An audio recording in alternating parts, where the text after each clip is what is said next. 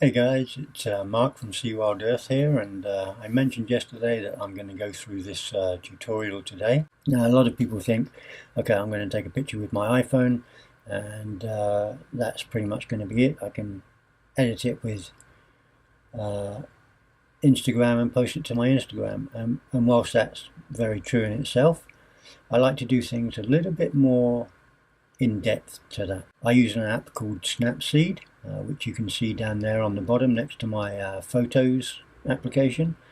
I'm going to go ahead and open that just by tapping, and here you'll see that it will open. Okay, at the bottom here we have the option to open photos, and that will then go into all of my options for photos. Okay, if I tap on open from device, it will allow me to go to the albums that I've got synced to my iPad. I've got an image here in my Sea Wild Earth album, which I'm going to go and grab right now. And it's this one that I shot the other day whilst I was out walking around in Kawasaki in Japan. Okay, now my plan for this one is what I want to do is I want to create a nice punchy little black and white urban kind of scene. And I don't know if any of you have used Snapseed or not in the past, but this is, for me, the best app that I can use. To start off with, what I want to do, if you'll notice at the top of the image, you'll see that there's quite a bit of it, it's lopsided, okay? And so what I want to do is, on this little circle down here in the bottom right-hand corner, that's your edit pen.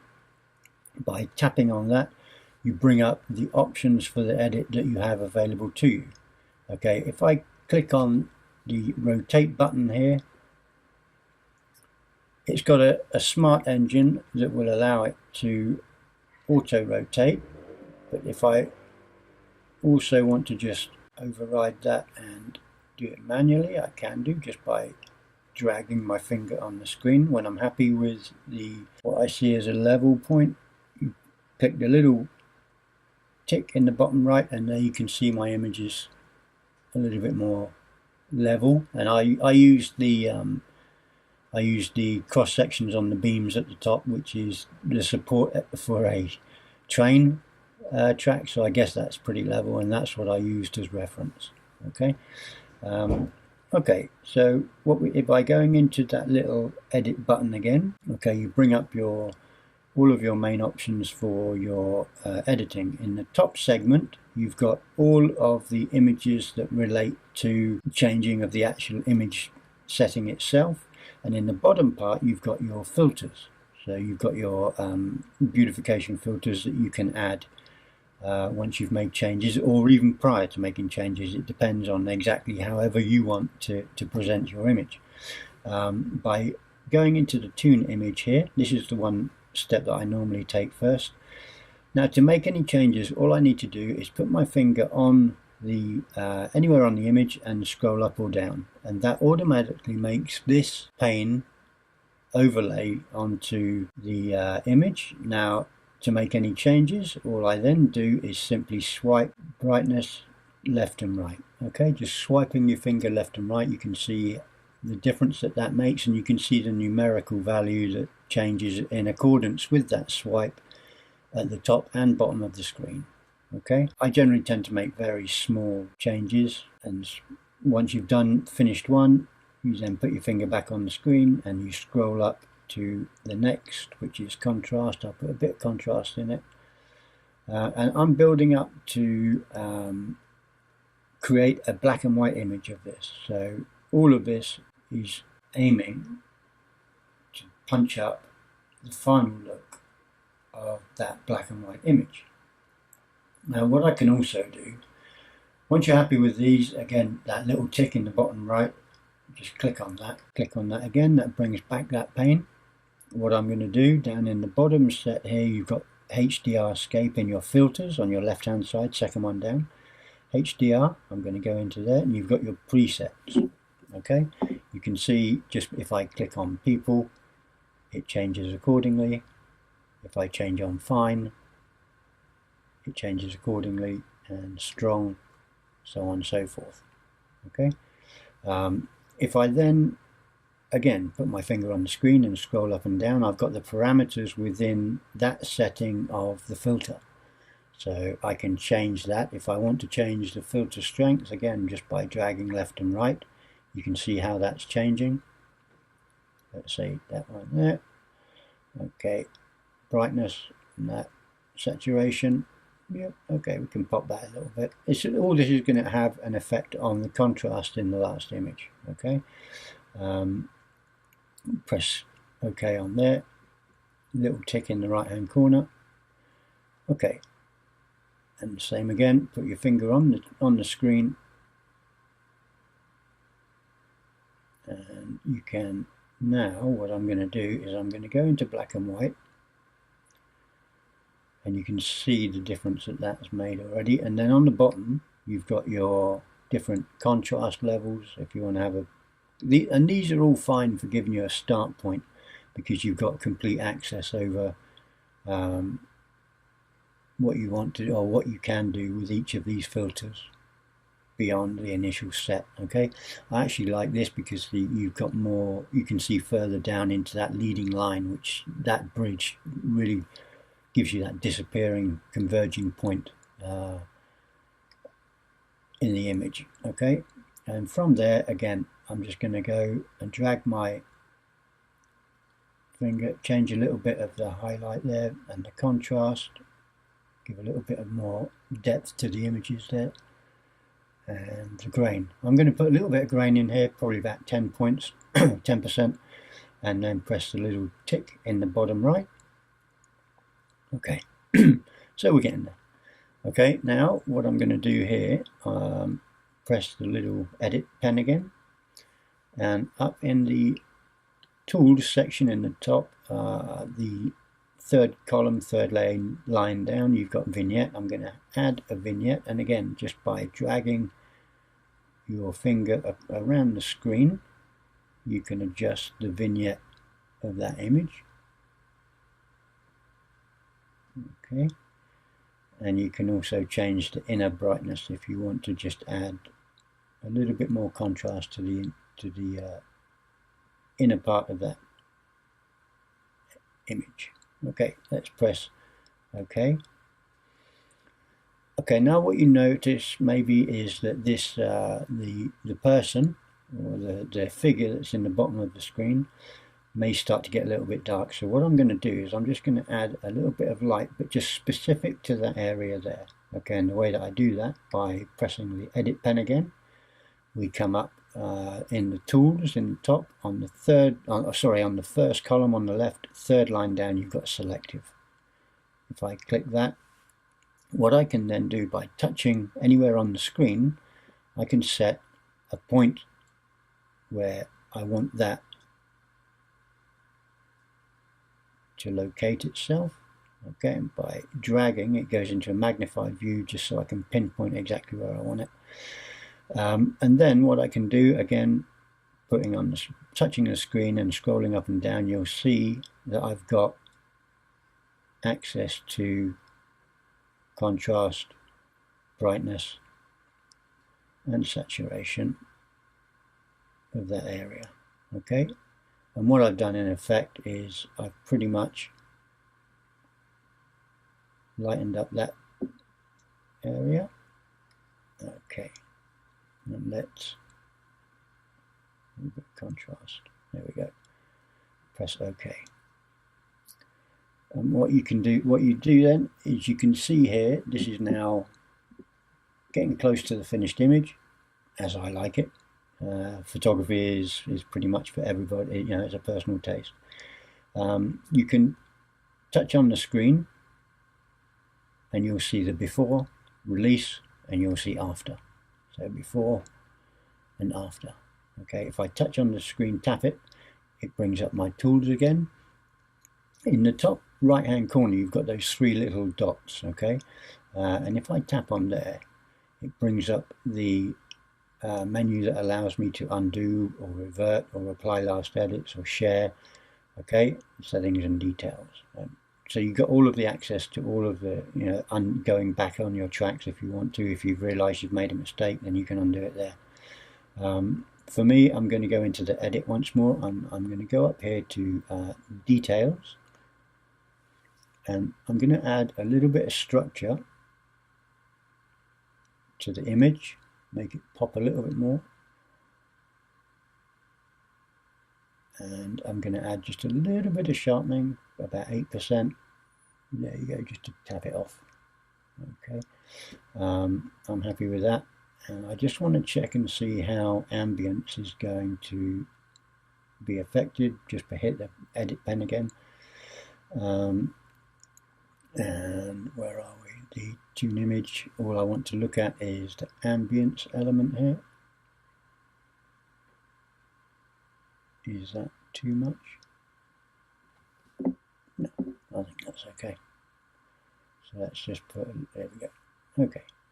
So as it stands, I'm quite happy with this image. Okay, again, down to personal preference.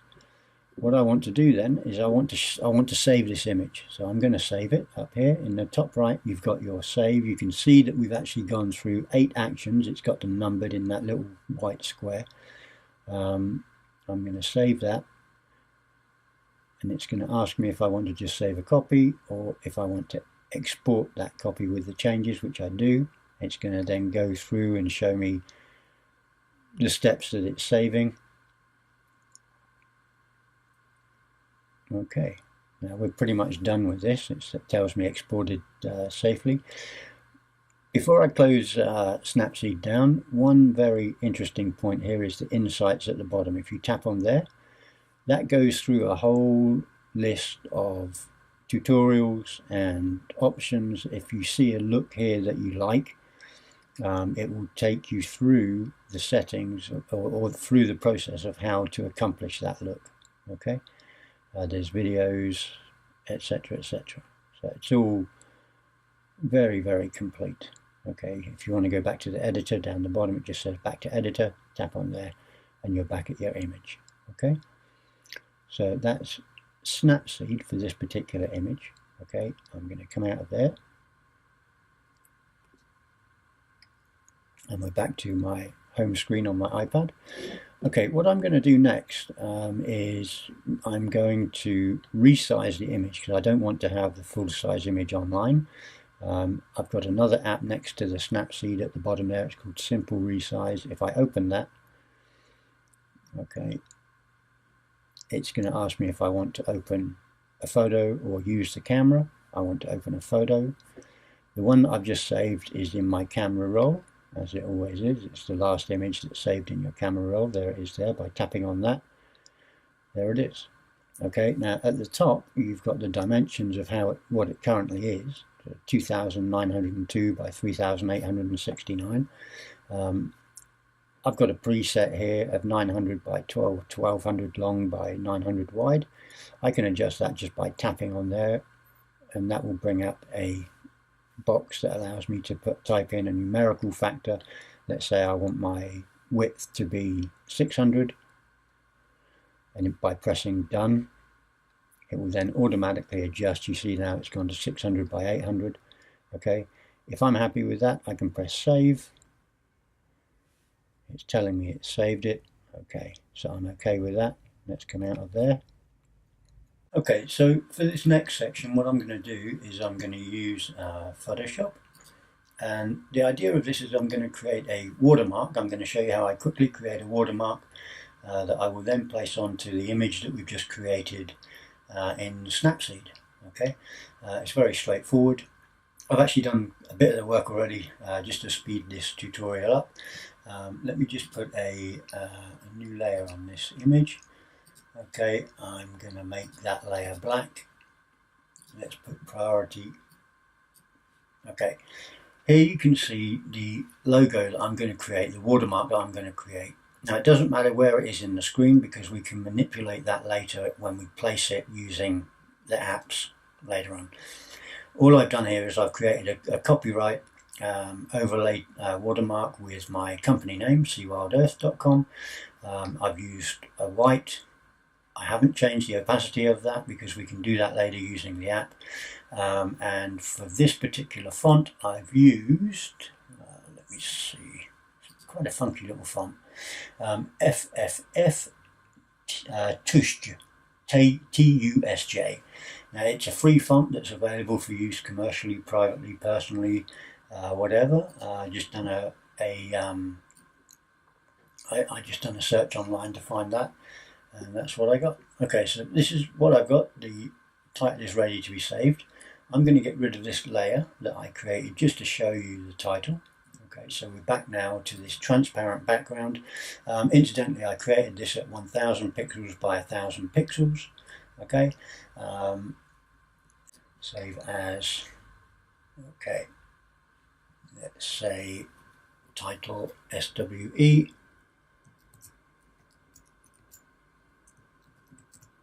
Okay, and on the file format, I'm going to choose PNG. Now, the reason I choose PNG is because it allows me to retain a transparent background, and that's all we want from this image is the title.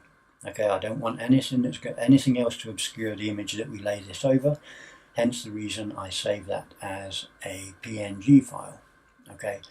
We finish with Photoshop. Okay, now I'm going to quit Photoshop, don't save that, that's fine. And here you'll see my image is on my desktop. That's the recording I just made of my iPad, and this is the title that we've just created. Okay, now what I'm going to do with that is I'm going to go then to iTunes, and you'll see here I've got my iPad here. And in the apps that I've got loaded into my iPad, if you scroll all the way down to the bottom of your apps, you've got the list of apps that have permission to share files. Okay, and you'll see down here where is my watermark. Okay, if I go to watermark there and highlight that, you'll see there's a number of files here that I've added. Okay, and here is, I brought it in earlier on, just by adding this button here, I can navigate to that title. Here it is, title Sea Wild Earth here. Okay, on my desktop, I just click on that and it will then come to be introduced into the files that can be accessed by this application once the iPad has been synced. Okay, now it has been synced, so this is again just to save time. We can come out of iTunes. Okay, what I'm going to do now is I'm going to refilm my iPad, so let me just fire that up. Okay, so we're back on the iPad.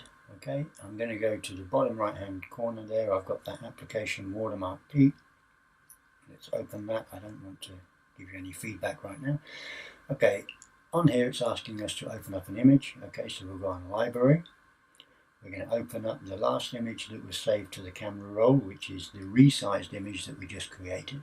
Okay, and what I want to do now is I want to overlay the title that we've also just created, the watermark. Okay, because it was a file that was uploaded to iTunes, you've got the option there to select wherever you can create your own text if you want.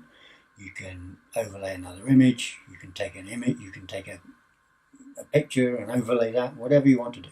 Okay, I'm going to choose the image from the iTunes selection, so by selecting that, it's then going to give me all of the options of watermarks that I've created and saved to iTunes. Okay, the second one from the right is the one we've just created, so we'll just tap on that, and there you'll see it overlays it in the middle of the image. By expanding that, pinch or expand, or you can get it to the size that you want to get it. Okay, just by pinching or expanding. Let's say that's as bright as I want it, and then by putting your finger on the screen and dragging it, you can then position the image wherever, or the title wherever you want to have it. Okay, you'll notice also on that left hand column you've got a little menu icons. You've got a plus and minus. The plus and minus is for your opacity. So if I want to reduce the opacity, I just tap the minus and you'll see it going down in increments of 5%, and the image itself is reducing in opacity. Okay, if I'm happy with that, I just press the tick, and that then brings me up to the final screen where I select the little tick at the bottom, I can then export the image, the little tick at the top. It saves the image. I no longer need to be in the app. I come out of there, and then if I want to check that, okay, we go into Photos, we'll go to Camera Roll, the last image that was saved to the camera roll, and there you go, with your watermark at the bottom. Okay, so that is pretty much how I then go about my editing. If I want to then upload that to my Twitter, I will do so with a little note for the guys that have just watched this quick tutorial. To me, let's tap it up here, go to image, last image in the camera roll, cheers for watching the tutorial. Let's do a hashtag for Snapseed, I reckon.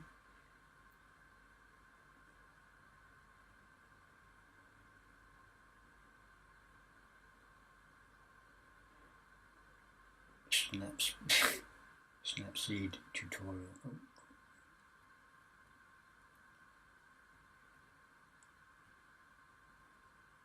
Okay, and tweet. There we go. There it is, uploaded with the watermark. So that's my workflow. That's give you an idea of how I go about doing what I do with my images. I've got it down to a T, so it only takes me a few minutes to go through these, but hopefully this will give you an idea of how I do that. So cheers. Please don't forget to subscribe, and hopefully this will be the start of more frequent and more often updates and videos to be posted to my YouTube. Okay guys, thanks a lot.